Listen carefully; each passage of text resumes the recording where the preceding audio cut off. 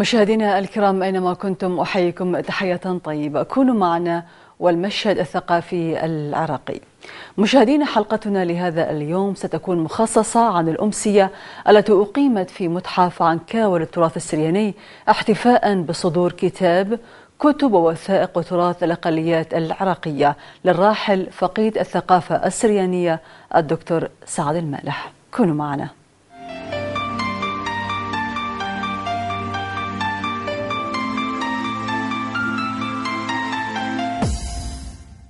مشاهدينا الكرام، منظمة جسر إلى الإيطالية التي مقرها في إيطاليا تسعى من ضمن استراتيجيتها الحفاظ على التراث الثقافي والوثائق التاريخية التي تتعلق بالأقليات، خاصة تلك التي تتعرض إلى خطر الإبادة والتهديد في وجودها، وهي لذلك تبادر دائما إلى تقديم أشكال متنوعة من الدعم لمؤسسات وأفراد وجمعيات تعمل من أجل الحفاظ على هذا الموروث.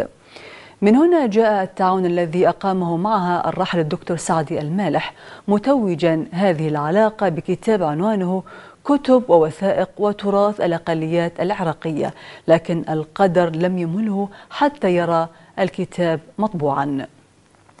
مشاهدينا، في الأسبوع الماضي واحتفاء بصدور هذا المطبوع أقامت مديرية الثقافة والفنون السريانية في أربيل بعنكاوة حفل عرض وتقديم لهذا الإصدار المهم، والذي هو آخر نتاج للراحل سعد المالح، وهو كما أشرنا ثمرة تعاون مشترك مع منظمة جسر إلى الإيطالية.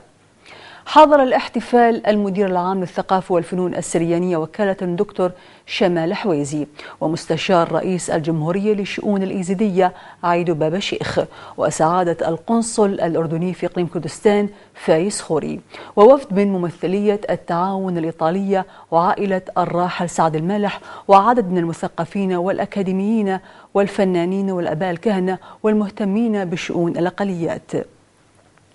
في بداية الحفل رحبت منسقة منظمة جسر إلى الإيطالية إيرينا زانيلا بالحضور، قائلة إنها مناسبة رائعة أن نقدم هذا الكتاب عن الأقليات العراقية ضمن مشروع للمنظمة بعنوان كتب للمصالحة.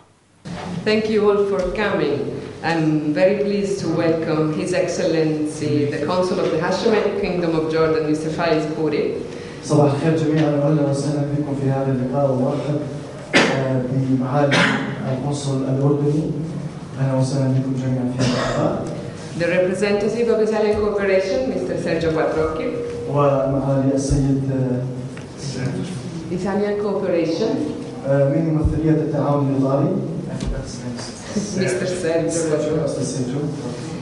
And of course, I'm very grateful and I really want to deeply thank the General Directorate for Syria, Culture and Affairs.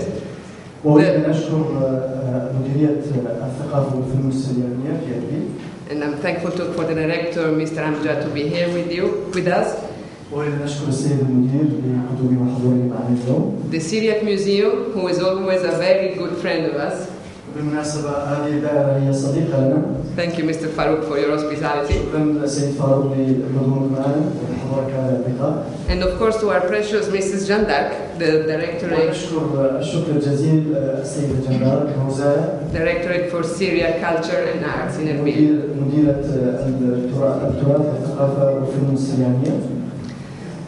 Thank you again for coming. This is the occasion for us to present a work which was very dear to us. بالنسبة لنا هذه تعتبر مناسبة جيدة لتقديم شيء عظيم لكم. هي فرصة لهذه المناسبة. We will start with the first session introducing what is this book, what is the new edition about. سوف نستهل هذا اللقاء بتقديم هذا الكتاب، جلسة ستكون بخصوص تقديم هذا الكتاب. Then we will have a break and we will continue with representatives of minorities, cultural communities. وبعد ذلك سوف يكون لنا استراحة، ومن ثم نواصل اللقاء مع ممثلين الأقليات الموجودين معنا في هذا اللقاء. Who were involved in the research of this book. وكلهم لهم شراكة في هذا البحث وفي هذا الكتاب، شاركونا بحق هذا الكتاب. Thank you again. I will now give the microphone to our Mr. Raed Mikhail, country representatives of UPP. شكرا جزيلا، والآن سوف أمسح مجال زميلي رائد ميخائيل شابة منظمة نظم لكي يقدم كلمته. تفضل مشكورا. ثم تحدث رائد ميخائيل من منظمة جسر إلى الإيطالية مقدما عرضا مفصلا عن المنظمة ومشاريعها وبرامجها منذ تأسيسها. Un Pont de Terre هي منظمة تطوعية تأسست سنة 1991. Un Pont is a voluntary organization which has been established in 1991. مباشرة بعد حرب الخليج. Directly after the War of the Gulf War. وكانت معروفة باسم منظمة جسر إلى بغداد. It was known under the name of Un Pont de Baghdad أو Bridge to Baghdad or Bridge to Baghdad. وعلى مدى 20 عاما كانت المنظمة تقوم بتنظيم مبادرات التضامن لمساندة المجتمع المدني العراقي. And according to their work, they were working in terms of solidarity initiatives during the last period. وخاصة خلال سنوات الحصار الاقتصادي على العراق. Especially during the boycott or sanctions which has been imposed on Iraq during the last decades. كانت مساهماتها الأولية في مجال مشاريع الطوارئ والإغاثة والعناية الصحية والبرامج التعليمية. They work hard in terms of relief programs, assistance programs, as a part of their contribution to the different programs in Iraq. وتهدف برامجها الأخرى الحفاظ على الموروث الثقافي. And other programs are actually aiming at preserving the cultural heritage of the Iraqi community. ومساندة المجتمع المدني والدفاع عن حقوق الإنسان. And supporting the civil society and defending the human rights. مع تركيز خاص على الفئات الضعيفة والمهمشة. With a special focus on the vulnerable groups of people. مثل حماية المعتقلين، النساء وضحايا العنف والأقليات. For example, those who have been arrested, the women who have been violence, so many other issues that are actually the core importance or essence of our work as an organization. ومنذ عام 2005 فإن منظمة Un Pont de Terre كانت نشيطة أيضا في الأردن لمساعدة اللاجئين العراقيين والتعاون مع المنظمات العاملة في مجال حقوق المرأة. Since 2005, our organization was very active in Jordan. It was actually working in terms of the rights of women and so many other aspects. كما أشار ميخائيل إلى طبيعة المساعدات والدعم الذي تقدمه المنظمة إلى المهاجرين العراقيين والسوريين من المكونات والأقليات الأصلية والأصيلة في هذين البلدين، وعادة ما يكون الدعم معنويا واجتماعيا وبالتمويل من الاتحاد الأوروبي. وتعمل المنظمة في الظروف الراهنة لمساندة اللاجئين السوريين والمهاجرين العراقيين. Currently, the organization is working in terms of relieving or supporting the IDPs and the Syrian people. من المكونات الأصيلة من الأقليات. And they are actually focusing on the original people who are actually minorities of the Iraqi community. في مجال الدعم النفسي الاجتماعي والصحي. By supporting some kind of psychological support and hygienic support to those. بالإضافة إلى توزيع المساعدات الأساسية. Besides distributing all the essential aids among those vulnerable people or IDPs. بالتمويل من الاتحاد الأوروبي والأمم المتحدة ومؤسسات إيطالية أخرى. Donated by some of the international agencies and the European organization and so many other organizations. مؤسسات إيطالية. And so many other internal organizations. منظمة UPP تكرس اهتمام خاص بتبادل المعرفة والتبادل بين الثقافات. UP is actually focusing upon exchanging engagement and so many other aspects. والهدف هو التصدي لتلك الأحكام المسبقة التي تجلب توترا وتأييدا لفكرة الصراع بين الحضارات ومن ثم الحرب. As an initiative actually to fight the idea of tension and even to defeat racism and so many other ideologies. وذلك من خلال تعزيز التفاهم المتبادل بين الشعوب. Through reinforcing that kind of exchanging information and acknowledgement among nations. وكان مشروع الحفاظ على التراث الثقافي العراقي واحدا من الأهداف الرئيسية للمنظمة. Preserving the Iraqi culture was one of the most important projects for us as an organization. حيث قامت في نيسان من عام 2004 بدعم المكتبة الوطنية في بغداد. In 2004, it supported greatly the National Library in Baghdad من خلال مشروع بيت الكتب في بغداد through the project of Beit al-Kutub or the House of Books in Baghdad للحفاظ على التراث الثقافي والمكتب العراقي. to preserve the library and cultural heritage of Iraq. والذي تضرر بشدة من جراء القصف وعمليات النهب والتخريب التي شهدتها أحداث نيسان 2003. Which has been damaged a lot and been looted a lot after the events of 2003. جاء هذا التعاون موازيا لحملة التوعية والتشجيع التي قامت بها المنظمة على الجمهور الإيطالي. This actually came in line with the campaign of raising awareness in collaboration with the Italian side. لرفع مستوى الوعي حول قيمة الثقافة العريقة التي يمتلكها العراق. Just to raise the awareness among all the nations that how actually valuable the heritage of Iraq to be preserved. ونفذت منظمة جسر إلى بالتعاون مع المكتبة الوطنية في فلورنسا And in collaboration with the National Library in Florence, العديد من المبادرات والأنشطة لإعادة المكتبة الوطنية في بغداد. our organization has been able to rebuild actually the National Library in Baghdad. أيضا تطرق ميخائيل إلى جهود المنظمة ما بين عامي 2004 و2005 لإعادة ترميم الأرشيف العراقي الذي تضرر كثيرا بسبب الحرب، كذلك إعادة بناء قاعات القراءة والبحث في المكتبة العامة، هذا إضافة إلى تدريب الموظفين في المكتبة العامة على أحدث التقنيات في حفظ وترميم الكتب. في سنة 2004 و2005 تم إطلاق مشروع أولي. In 2004 and 2005, there was the initial launching of the project لإعادة بناء الأرشيف to rebuild the archives, والذي أحرق أثناء الحرب which has been burned during the war, وترميم كامل للغرف وقاعات المطالعة. and to do some remodeling for the halls and for the reading halls. ومنذ 2006 بدأ تدريب الموظفين في إيطاليا And we have launched some training courses for the staff members in Italy since 2006. وتوفير المعدات التقنية وإنشاء ورشة عمل لتدريب الموظفين. And providing some other techniques, for example, in terms of technical support for those who are actually being trained. على تقنيات ترميم الكتب. Just to have some kind of information and experience in terms of preserving books. وبفضل المؤسسات الإيطالية العراقية So that there be such kind of collaboration between both Iraqi and Italian organizations. وبعض المؤسسات الدولية الأخرى استطاعت مكتبة بغداد أن تولد من جديد فعليا من خلال العمل الدؤوب الذي استمر لسنوات. So by the virtue of this actual hard work, the Iraqi National Library has been able just to launch this work again. إن موضوع حماية الأقليات من المواضيع المهمة التي عملت عليها المنظمة منذ تواجدها. Protecting the minority is one of the most important subjects which actually our organization has been working on. ففي منذ عام 2009 حيث أسست مكتبها في كردستان. Since 2009, when we established a library here in Kurdistan, in Karachi, حيث نفذت العديد من المشاريع في منطقة سهل نينوى وكردستان. it has been able actually as an organization to implement many projects in the plain of Nineveh كردستان. and in Kurdistan. وكان مشروع كتب للمصالحة لإحياء وحماية الموروث الثقافي بالمكونات الأصيلة من الأقليات أحد أهم المشاريع.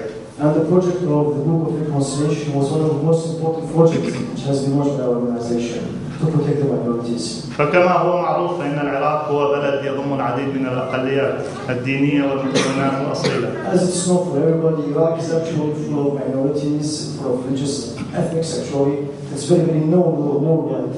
من المسيحيين واليزيديين والشبك الصابئ المندانيين والأرمن البهائية والكرد الفيليين والتركمان. Christians, Yazidis, Sabi-Mandains, Shabak, Armenians, Turkmen, etc. So many other minorities. وتاريخيا يسكن الكثير من هذه المجموعات في المنطقة منذ أكثر من 2000 سنة. And if you go back to the history, they are actually being the citizens of this homeland for more than 2,000 years. وخلال تاريخهم الطويل كان لهم دور كبير في بناء حضارة وثقافة هذا And they البلد. have been actually very active in terms of building the civilization of this homeland. وقد تم استهداف هذه المكونات لعشرات السنين بسبب الحروب والنزاعات السياسية. And those groups actually, or minorities, have been targeted through the last periods when Iraq actually was undergoing through many wars. والتي أثرت بشكل ملحوظ على هذه المجموعات، ومن بينها الهجمات التي استهدفتهم في السنوات الأخيرة الماضية. Which affected those people actually, and especially we want to remind you of the last attacks. والتي تظهر مرة أخرى تظهر التهديد المستمر الذي تتعرض له هذه المجامع. Through the direct threat, those groups actually being threatened. وكنتيجة لذلك فإن الخطر ليس فقط على التراث الثقافي الثمين لهذه المكونات. So as a result, the great danger is not upon our heritage or culture. ولكن فقدان الهوية الناجم عن عقود من النزاع السياسي. It's a matter of losing the identity which has roots for more than thousands of years. والتعصب الديني والعنف الطائفي وأعمال العنف.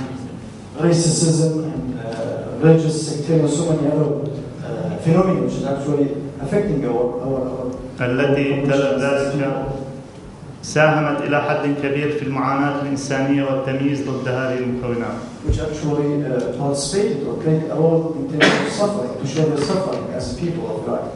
كما أشار ميخائيل إلى خطورة عدم الاهتمام بالقطاع الثقافي، لأن ذلك يعرض هذا الموروث إلى أضرار كبيرة لها صلة جوهرية بذاكرة الناس. وعلاوة على ذلك فإن عدم الاهتمام والاستثمار في القطاع الثقافي يعرض للخطر بقاء الموروث الثقافي لهذه المكونات الصغيرة. Moreover, there is actually very shortage in terms of paying attention to the investment of culture. This will affect greatly upon preserving our culture or heritage. لقد كان الهدف من مشروع كتب للمصالحة هو تعزيز التعاون بين الأديان والتبادل الثقافي بين المجتمعات العراقية. So the main objective behind this was actually to reinforce the collaboration between all the religions and ethnics in Iraq. وإعادة بناء الثقة التي فقدت على مر العصور نتيجة لما شهدته هذه المكونات الأصيلة. And to rebuild confidence among those minorities because of the last events.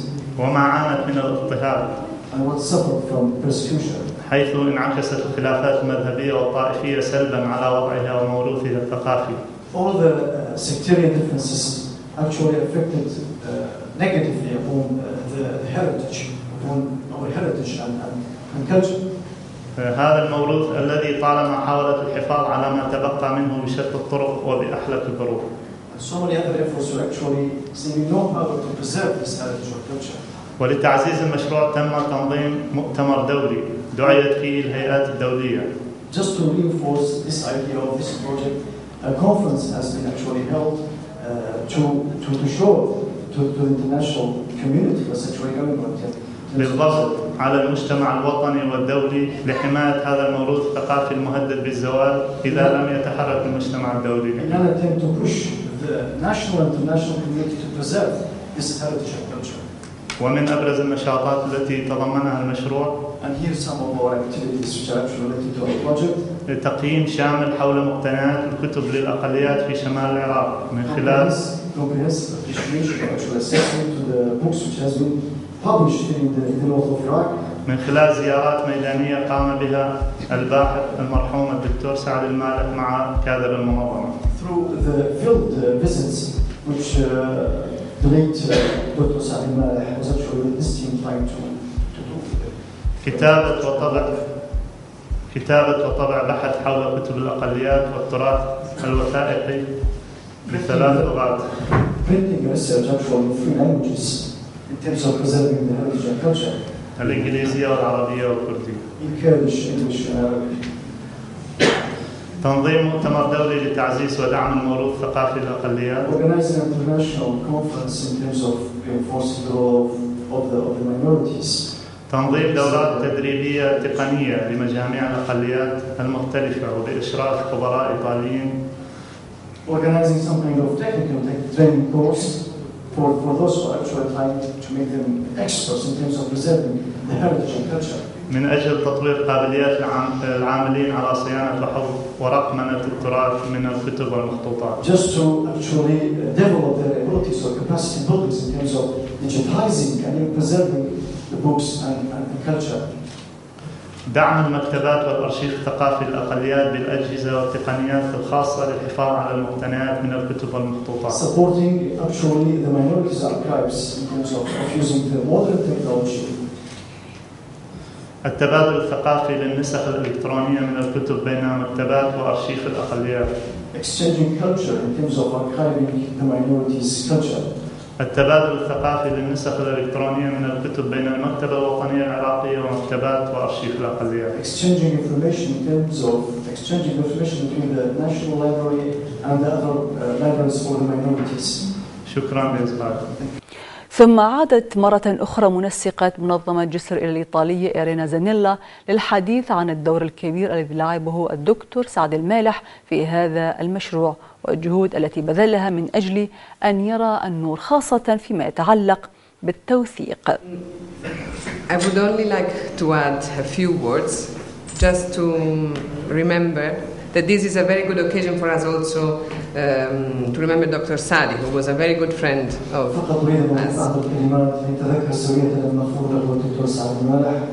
And we are very grateful that we had the chance to work with him, especially because this first publication about the written cultural heritage of local minorities خصوصا فيما يتعلق بعملنا المشترك بهذا التوثيق الخاص بالتراث والثقافة is, as far as we know, is a very first attempt and quite a good attempt to start a dialogue between representatives of different minorities and in a general context, wider context. بالمناسبة كانت بمثابة محاولة لبدء الحوار مع الأقليات ممثلي الأقليات in order to give evidence to what is the different cultural traditions and share it with each other. لكي نعطي بعض الأدلة عن كيفية المشاركة في هذا التراث وكيفية تبادل الخبرات في المشاركة في هذا التراث الموروث الثقافي. In order to establish a proper dialogue and a better knowledge of each other. وكانت محاولة لبدء الحوار من أجل التوصل إلى نتائج أفضل. And of course also the other activities that Raed was mentioning, practical activities in terms of technical training in preservation. وأشار زميلي رايد إلى الكثير من النشاطات الأخرى المتعلقة بالدورات التدريبية والتي تضمنت الكثير من الأساليب الخاصة بتقنيات الحفاظ على الموروث الثقافي وكثير من الأمور الأخرى عليها زميلي رايد. I also gave the opportunity to different trainees coming from different cultures to work together to a common goal. بالمناسبة عندما تكون هناك أي دورات تدريبية فهي بمثابة نقطة جيدة للقاء الخبرات المختلفة متدربين من بلدان مختلفة من أماكن مختلفة with the common objective in the end of preserving culture. والهدف الرئيسي الأخير هو فعلا الحفاظ على الموروث الثقافي. And pass it to future generations, of course. This is in the end the aim of conservation and preservation, just to keep the copies for the future.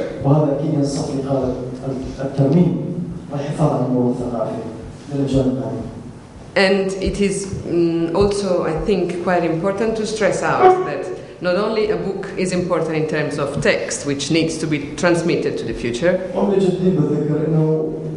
لا ينبغي فقط التأكيد على الكتاب ككتاب ولكن أريد أن أضيف أو أن أشرح أو أوضح but also in terms of material evidence. لدينا مواد نستخدمها كأدلة. So how that book was made in the past, how was it bound? كيف تم مثلا على سبيل المثال تحضيره وتجديده and where was it bound, with which technique? The material evidence of each single item and also of the collection in its whole context give us some further information which are very important to even to stress out the different relationship between different cultures, because with a binding you can tell where does this book come from and what is the culture which are taking part into this. بالمناسبة الموضوع تقني بعض الشيء من خلال تقنيات التجديد اللي بنستخدمها احنا ممكن مثلا الشخص اللي عنده شوية معلومات يعرف مثلا شلون تم تحضير واعداد وتجديد هذا الكتاب، فلا شوية تقنيات وفن يعني تقنية مستخدمة في هذا المجال. So it was a very good opportunity to be able to visit some of these libraries which were involved in this research. Also, بعض الفرص تعطيك فرصة جيدة لكي تتعرف على هذه الثقافات والحضارات والمكتبات التي تم الإشارة إليها في هذا الكتاب. In terms of text, but also in terms of assessment of structural evidence. ليس على أساس النص الموجود ولكن أيضا على أساس التركيبة الموجودة بين مفردات الكلمات الموجودة في الكتاب. And of course, needs of the collection in terms of preservation. Conservation. So I hope you will enjoy reading these two new editions. أتمنى أن تستمتعوا في قراءة هذه النسختين الجديدين التي قمنا بإعدادها وطباعتها. And our aim, our objective is also that to facilitate a dialogue about these subjects. فقط نريد أن نسهل كيفية التوصل إلى حوار مثمر بيننا من خلال قراءتنا وطلاعنا على هذا الكتاب. Thank you very much. بعد ذلك تحدثت مديرة الثقافة والفنون السريانية في أربيل جان دارك هوزايا عن شخصية المؤلف الراحل الدكتور سعد المالح، مستعرضة سيرته الذاتية التي تشكلت من بيئة ثقافية نضالية، مشيرة إلى الدور الذي اطلع به الفقيد في تأسيس المديرية العامة للثقافة والفنون السريانية. ابن عنكاوة الذي أحب المطالعة، فقرأ الكثير ووجد نفسه قريبا من عالم القصص والروايات.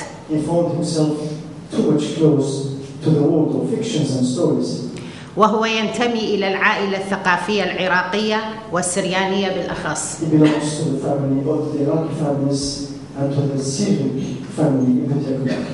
لما كان يمتلكه من إمكانيات ومواهب أدبية وفكرية.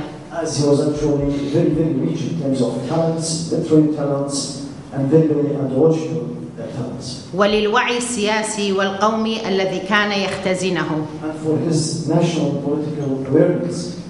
هذه كلها كونت شخصيته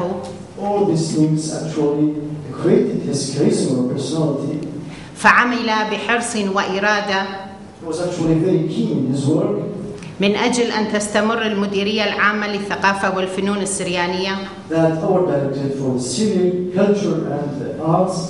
والتي ترأسها ل7 سنوات بنجاح في مسيرتها.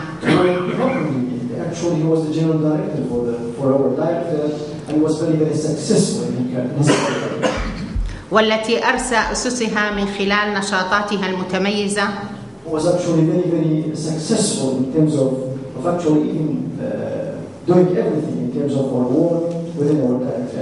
في خدمة المشهد الثقافي السرياني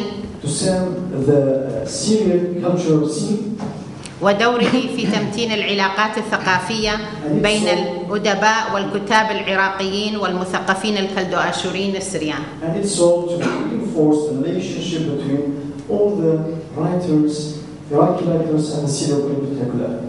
راسما مشروعه الإنساني والإبداعي عبر محطات النضال والصحافة والأدب. فقد كتب ونشر مجاميع قصص وروايات ترجمت بعضها إلى الإنجليزية والروسية والكردية والسريانية.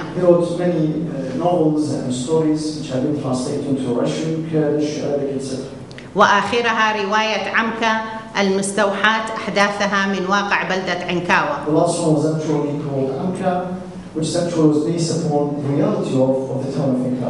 إضافة إلى عشرات المقالات والأبحاث والدراسات.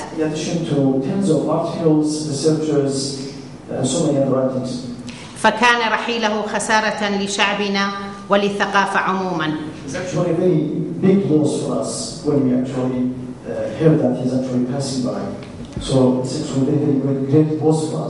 بعد ذلك قدمت جان دارك هوزايا نبذة موجزة عن الكتاب والذي صدر بطبعة عربية وكردية، مؤكدة على أن هذا الكتاب جزء من مشروع المصالحة الذي تهدف المنظمة إلى تكريسه وتحقيقه. كتب ووثائق تراث الأقليات العراقية.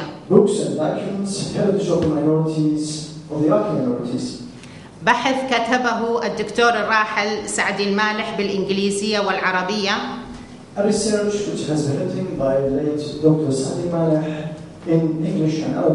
والنسخة العربية والترجمة الكردية طبعت بعد وفاته.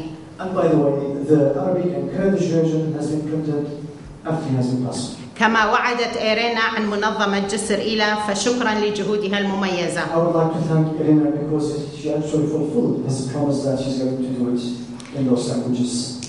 وهذا الكتاب جزء من مشروع كتب المصالحة التي تهدف المنظمة منه لجمع مختلف الأقليات.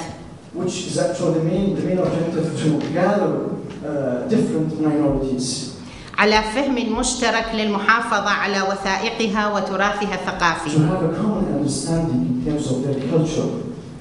وإلى مواصلة العمل المشترك. الكتاب يبدأ بكلمة شكر كتبها المؤلف.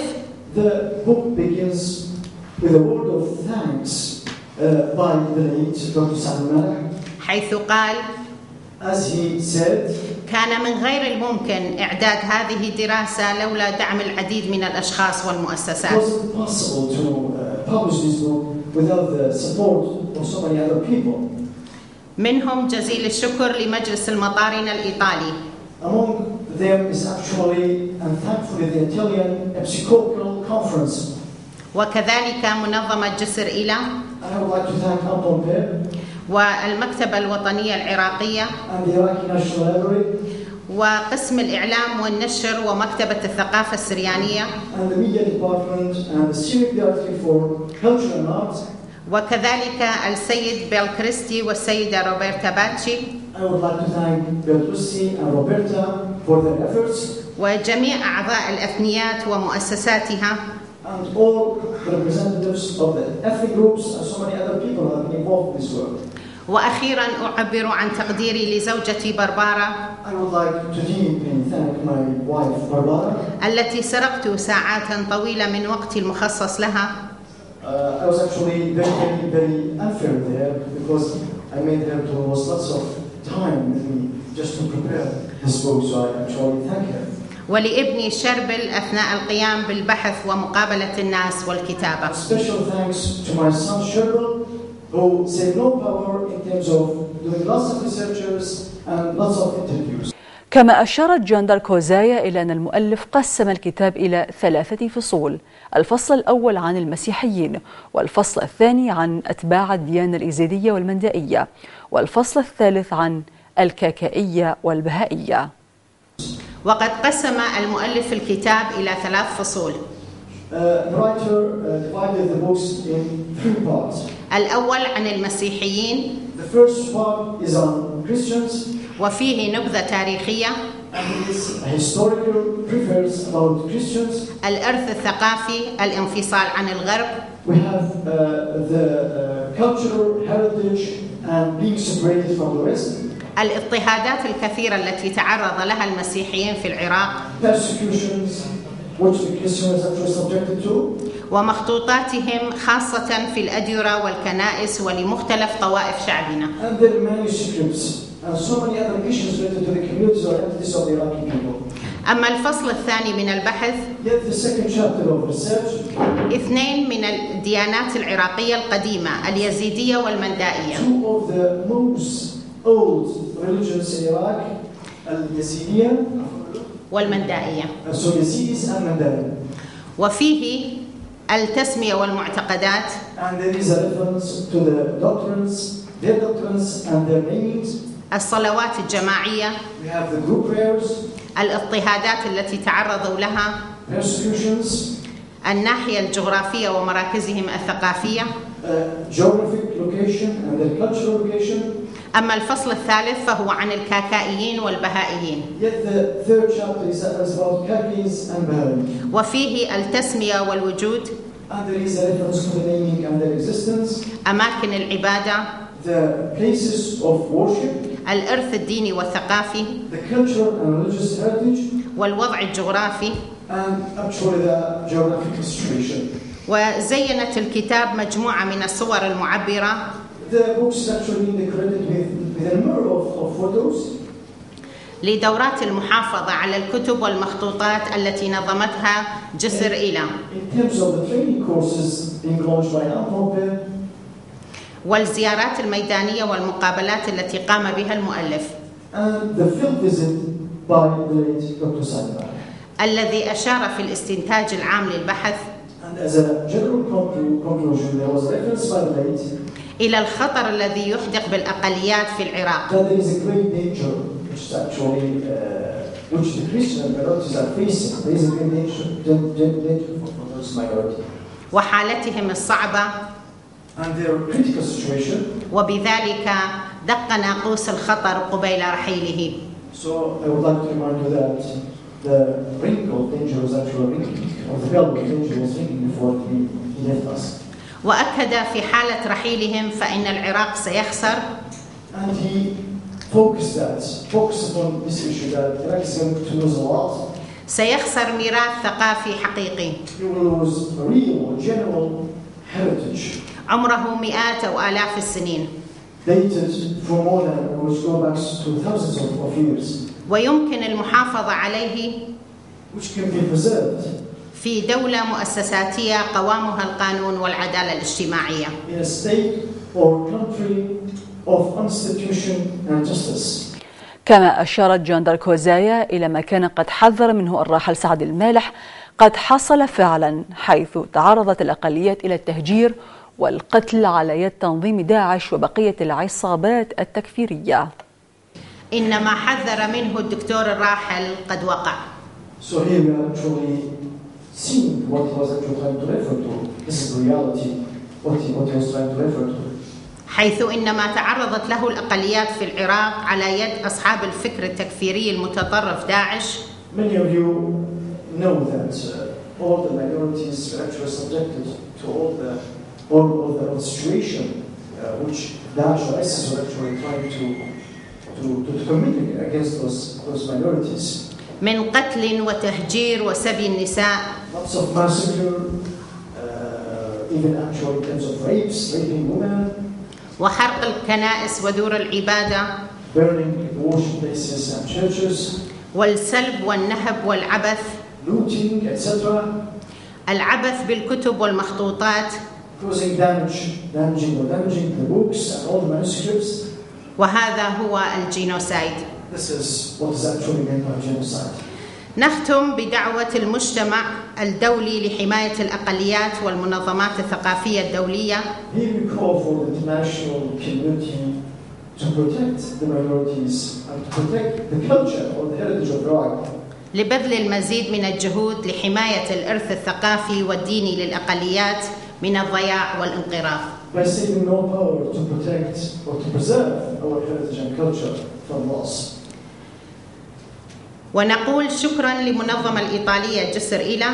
We say thanks to Anthrope لما قامت به من ترميم والمحافظة على الكتب القديمة. For its great efforts in terms of preserving all the manuscripts. التي تملكها مكتبتنا مكتبة الثقافة السريانية. Owned by our library, the Syriac library. من خلال إشراكنا في الدورات التي نظمتها. أيضا تحدث مترجم الكتاب أحمد محمود إسماعيل مؤكدا على أن جميع الأقليات في العراق قد تعرضت إلى التهجير ومحاولات الإبادة، متسائلا عن أسباب ودوافع هذه الإبادة، مشيرا إلى أن مشاعر الحقد والكراهية تقف خلف ذلك. إن جميع الأقليات والمكونات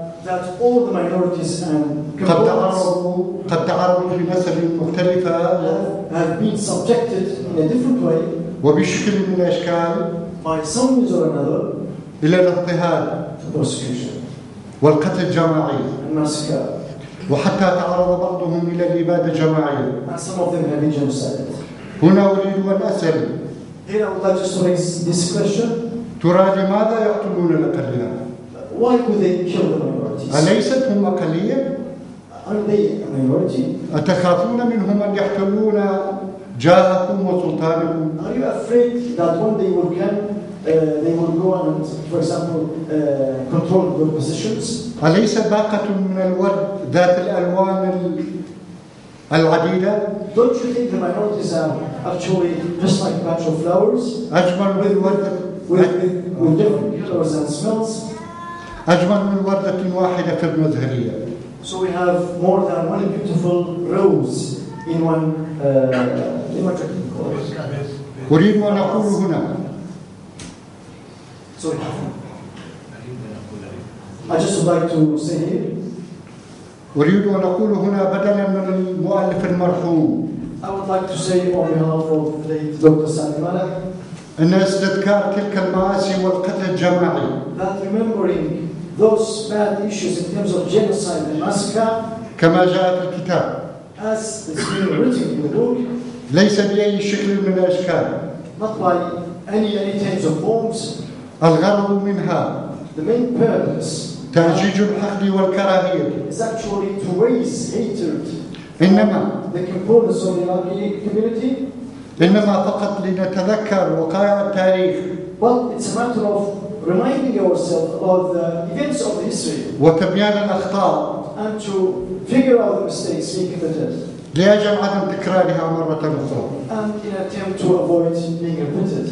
إن هدف الكلمة الجادة So the main objective behind the serious word, والأدب والفن عموما literature and art in general, هي إشاعة المحبة is actually to spread love ونبذ العنف and to fight violence, والكراهية hatred, وليس العكس. and not the opposite. كل الشعوب أخوة All the nations are brothers. ولا يوجد شعب أفضل من شعب آخر.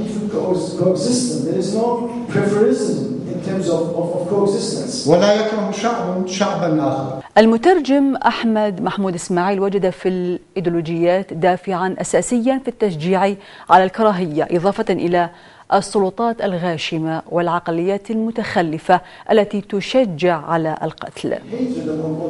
تلك الأعمال التي ارتكبت كانت من إفرازات عقلية الأيديولوجيات الخاطئة والسلطات الغاشمة العقلية المتخلفة هي التي تعتمد على القتل وتضطهد الإنسان. إن لكل شعب حضارته.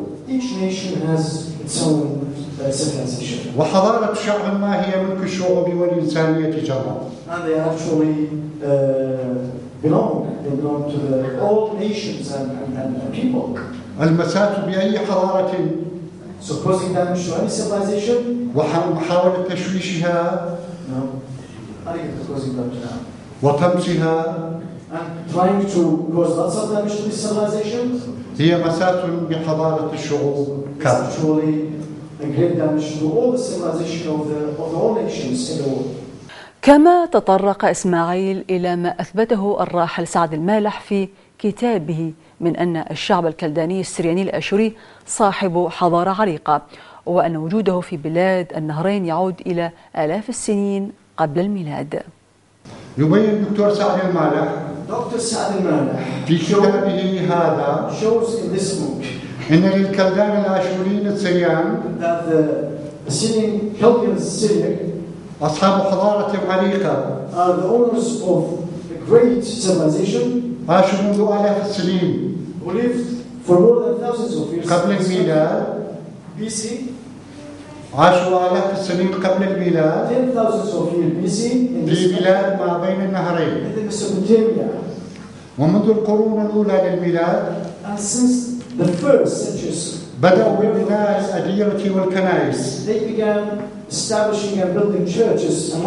في جميع أنحاء العراق وإن بناء تلك المعالم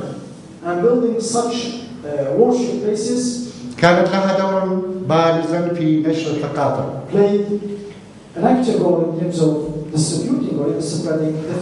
وقد لعبت تلك الأديرة والكنائس دورها الإيجابي على الثقافة العربية والعراقية. Actually show a very positive role in terms of supporting the Iraqi culture and heritage. ثم يذكرنا بالمظالم والاضطهادات التي تعرضوا لها. And sure, to show us that type of persecution, massacre, genocide, which those people were subjected to. لا لسبب إلا لكونهم يختلفون عنهم في الدين. Not for any reason, but because they are actually from different religions. يختلفون عنهم في الدين واللغة. And language. ورغم تلك المظالم. And despite all those unfair actions, فقد حفظوا لنا في الأديرة والكنائس. they've been able to preserve in the churches and monasteries نفائس الكتب والمخطوطات. Lots of precious or valuable manuscripts. التي لا تقدر بالثمن. Which is actually one of the great values of the community.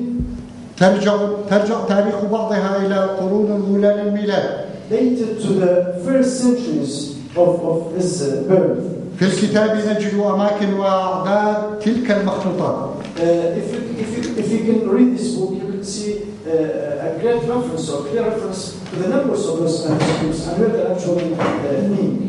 كما تساءل إسماعيل عن مصير تلك الكنوز المسيحية التي كانت في قرى وبلدات سهلين وقبل دخول تنظيم داعش الإرهابي عليها، داعيا إلى بذل الجهود لاستعادتها لأنها ملك البشرية والتراث الحضاري الإنساني. والآن كلنا قلقون. And now we are actually very concerned. ما مصير تلك الكنوز؟ What is the fate or destiny of those treasures والمخطوطات الثمينة and valuable, precious manuscripts? بعد أن احتلت دواعش تلك الأماكن. Unfortunately, ISIS controlled some of them. ماذا عن مصير مخطوطات أبريشير الموصل؟ What about the destiny of the diocese of Mosul? وكنيسة غورغيس في برطلة. St. George's in Bartala. وكنائس بعشيقة وبحزان. Churches of Bahzani and Bashira.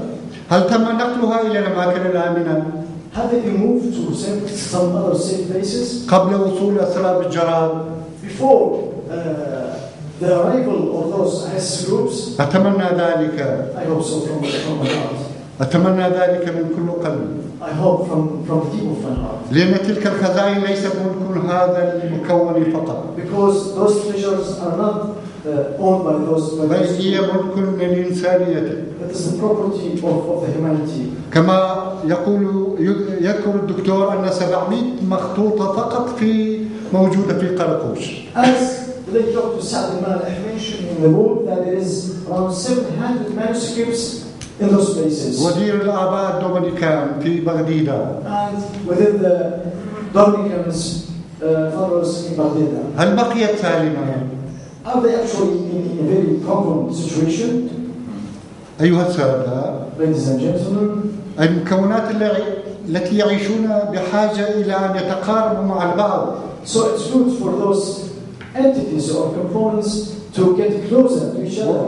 ولا تتم التقارب إذا لم نتطلع على تاريخ وثقافة الآخر. And this will not be achieved if we are not able to have a look at the others' صراحة لم نخطو بهذا الاتجاه. Actually, we haven't done anything in this كما يجب. As it should be. ونحن نعرف ما للثقافة والفن والأدب من دور فعال. And everybody, and we know that للتفاهم. art and culture play lots of or great role. للتفاهم والتقارب. In terms of understanding each other and getting closer to each other. أخيرا تحدث رئيس فرقة قرقوش للتمثيل صباح مجيد مستعرضا تاريخ الفرقة والأعمال التي قدمتها منذ تأسيسها عام 1991 وحتى العام 2013 مشيرا إلى طبيعة العلاقة الوثيقة التي كانت ترتبط بها الفرقة بالراحل سعد المالح والدعم الكبير الذي كان يقدمه لها. I'm actually the administrator of Qarakosh theatre group. تأسست فقط مسرح قرقوش 1991. This group has established in 1991. ومنذ ذلك الحين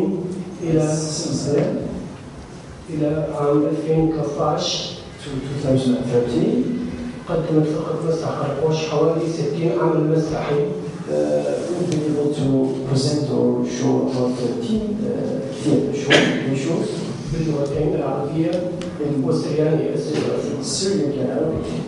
قدمت كذلك 3 أفلام قصيرة. And we've been able to present 3 short documentaries.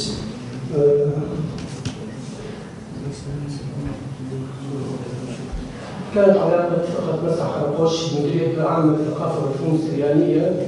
Actually, the relationship between the theatre group of Karakosh and that of Syriac culture and arts, حيث قدمت there was a good relationship actually. 6 أعمال مسرحية.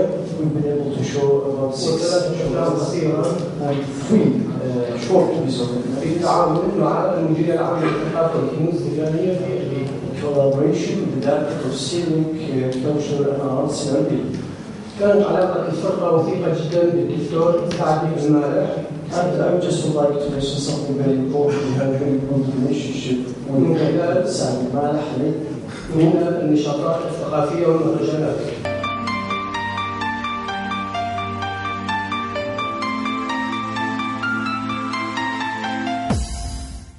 Our organization, Un Ponte Per, is an Italian humanitarian organization. منظمة إيطالية تعمل في هذا المجال، في مجال حفظ التراث والثقافة. During the last few years, we have been building a close relationships with different communities. خلال الفترة المنصرمة استطعنا أن نبني علاقات جيدة مع أقوام وأقليات عديدة. And we managed to join them all together in order to work for a common objective. وطلبنا منهم أن يعملوا سوية من أجل فعلا التوصل إلى أهدافنا المنشودة كمنظمة. Which is the preservation of the written cultural heritage. وهو حفظ التراث والثقافة. The importance of the books and documents collection in the different communities in this part of the region. وأهمية هذا الكتاب والذي ينصب في قالب حفظ الوثائق والتراث من خلال معالجة الكثير من المواقع التي تمتلك مثل هكذا وثائق ومخطوطات وكتب. It is important in terms of history, in terms of identity and in terms of relationship between the different groups. أهمية الموضوع تكمن في تاريخ هذه الوثائق والمستندات والمخطوطات وكيفية العمل سوية من أجل فعل الحفاظ على هذه الوثائق. And we have tried to give some tools, some technical training and instruments in order for each community to take care of their own cultural heritage. وحاولنا خلال الفترة المنصرمة من عملنا أن نوفر أو نقدم نوع من الدعم اللوجستي والدعم التقني من خلال إشراك الكثير من الناس في دورات تدريبية تمكنهم من الحفاظ على هذا التراث وعلى هذا الموروث. So we just published this book in Arabic and in Kurdish Sorani, which is a history of the cultural heritage of minorities. بالمناسبة هذا كتابنا اللي قدمناه ب3 لغات حاليا بالإنجليزية والكردية والعربية يمثل تراث وثقافة الأقليات الموجودة في العراق. The research was conducted by the late Dr. Saadi al-Malih. بالمناسبة دكتور سعد المالح المغفور له هو الذي قام بهذا العمل. بوادر العمل هو الذي قام به. And we also are very proud that we managed to organize technical training for the different librarians of the different communities, and they are now they have materials to take care of their books for the future. نشعر بالفخر من خلال الدورات التدريبية اللي قدمناها على أمناء المكتبات الذين يعملون في المكتبات كيف يستطيعون الحفاظ على هذا الموروث من خلال تزويدهم بدورات وثقافات تتعلق بكيفية الحفاظ على هذا الموروث، بكيفية تجديد هذا الكتاب والتعامل مع الكتاب التاريخي القديم. طيب اليوم هذه الأقليات في مناطق سهنينة وتعرضت إلى الاحتلال من قبل الدواعش وهناك الكثير من التراث لهذه الأقليات. ما هو دور منظمتكم لاسترجاع هذا التراث من باقي بلدان العالم؟ Okay, everybody knows that the plain of Nineveh has been controlled or occupied by ISIS groups. And as we hear that, this area is full of lots of manuscripts, lots of culture, arts and heritage. So what you are actually intend to do in terms of restoring this heritage, this history? What you intend to do as an organization to restore them? We will try to do. We do have plans. We will try to do our best. We are very strong because of our long-term relationships with all minorities. بالمناسبة لدينا خطتنا في هذا المجال، وبحكم استمتاعنا بالكثير من العلاقات الطيبة مع الأقليات التي تعيش في هذه المناطق. So with this common trust, I hope خلال هذه الثقة المتبادلة. With this common trust, I hope, and I'm quite sure we will be able to start some new projects or activities to the benefit of these endangered collections. من خلال هذه الثقة التي بيننا خلال هذه الفترة المنصرمة، أستطيع القول بأن نستطيع العمل على استرجاع أو حتى الحفاظ على ما هو متبقي. لدينا خطط في هذا المجال إن شاء الله سوف ترن في القريب العاجل.